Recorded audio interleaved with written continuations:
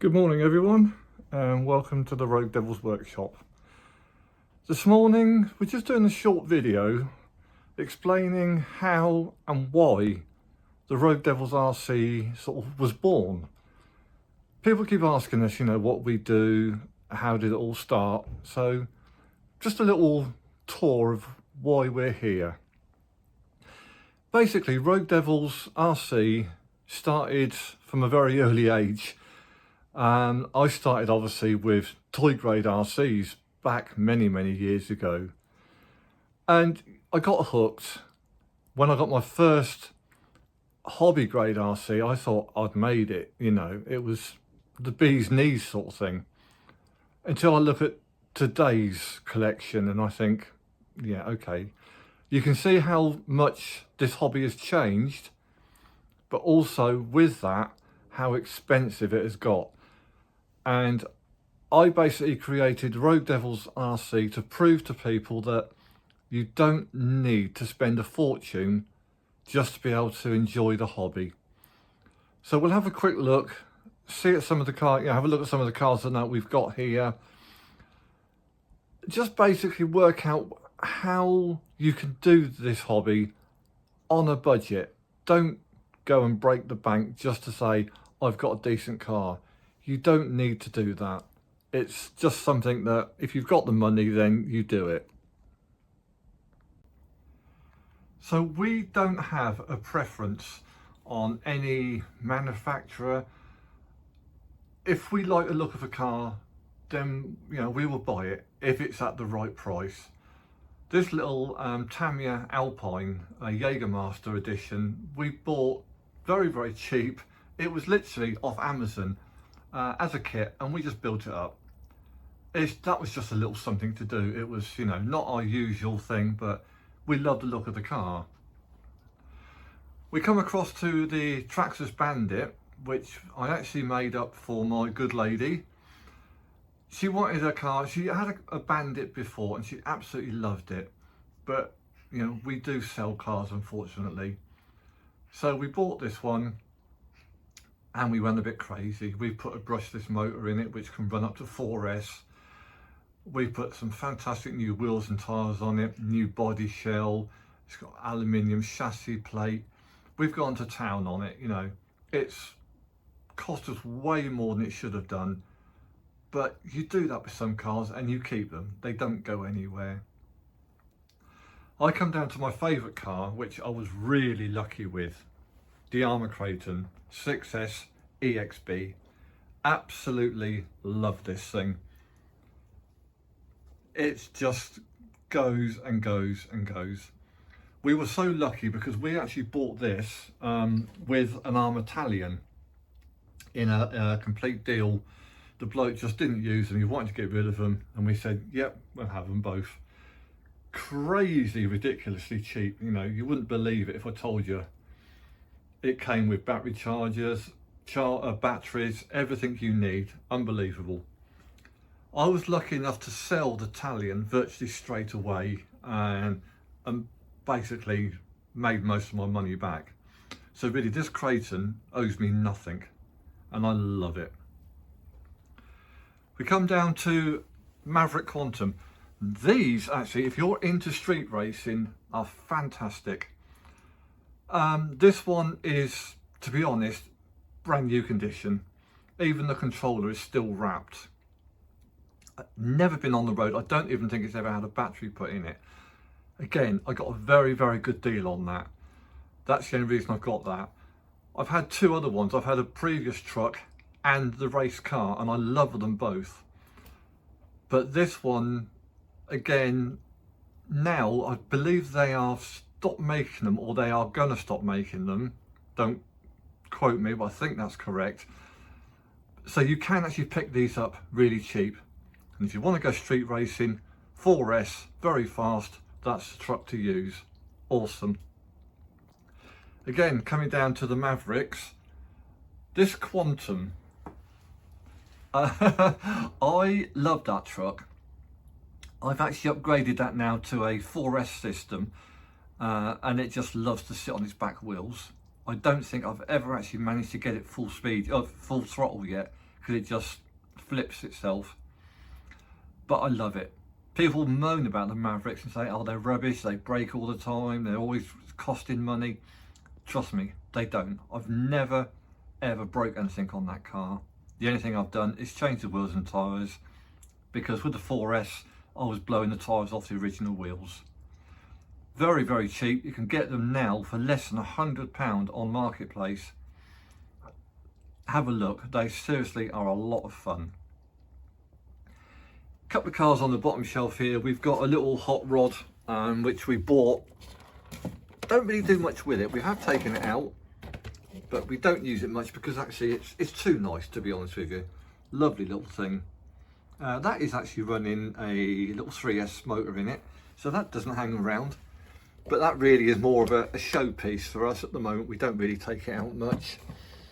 And then we've done a little silly monster mud build. This is actually based on a real monster truck from Monster Jam, and it's based on an old Traxxas Scully.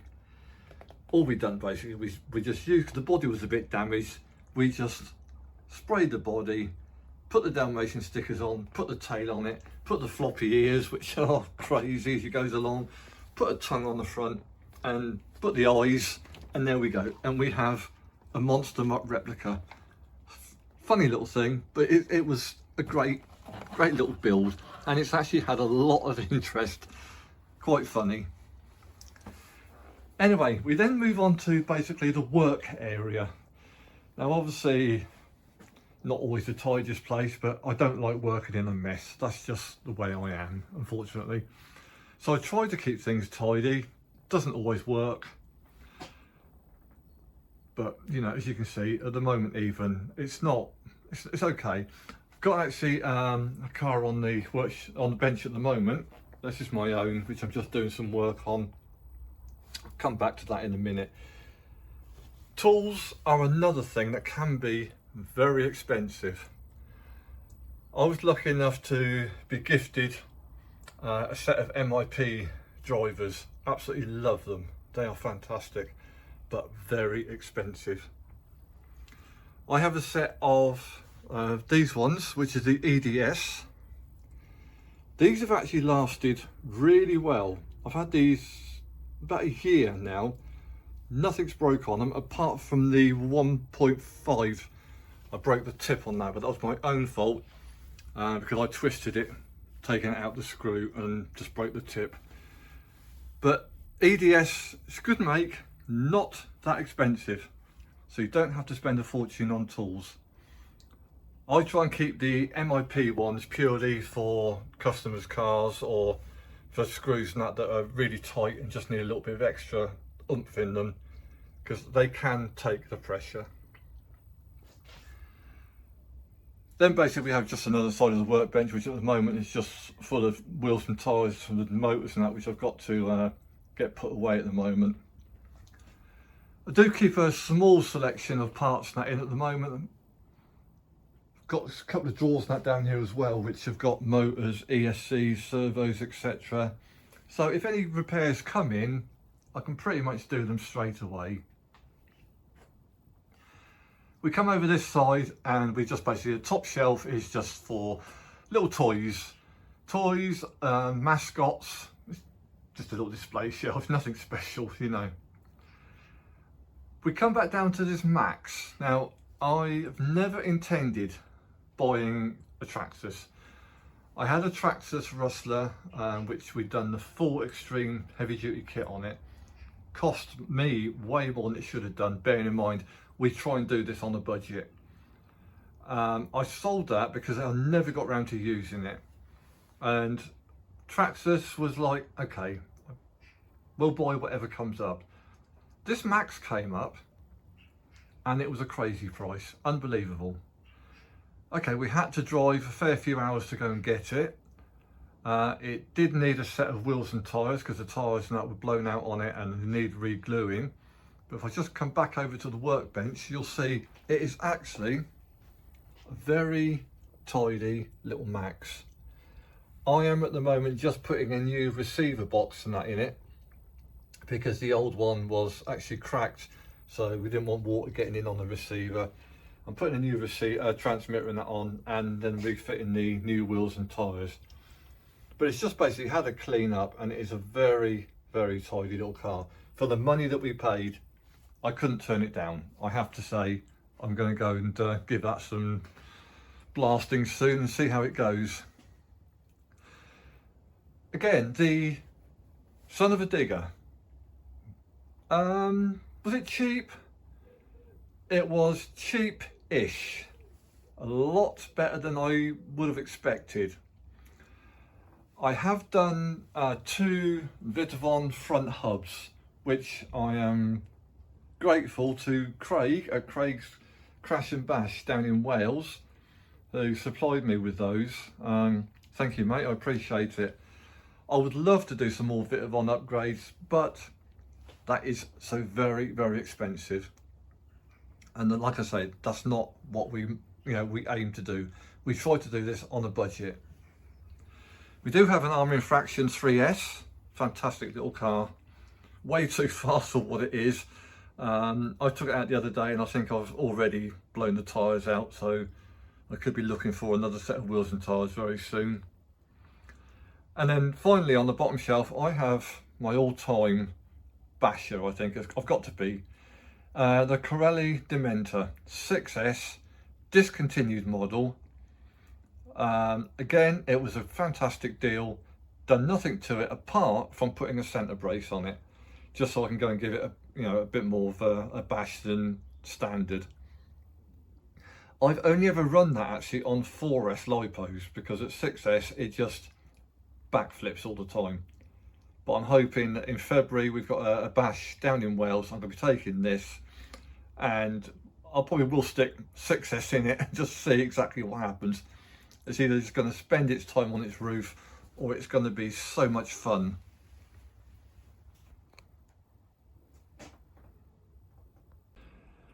So, at the end of the day, Rogue Devils RC was born out of a sheer passion for the hobby.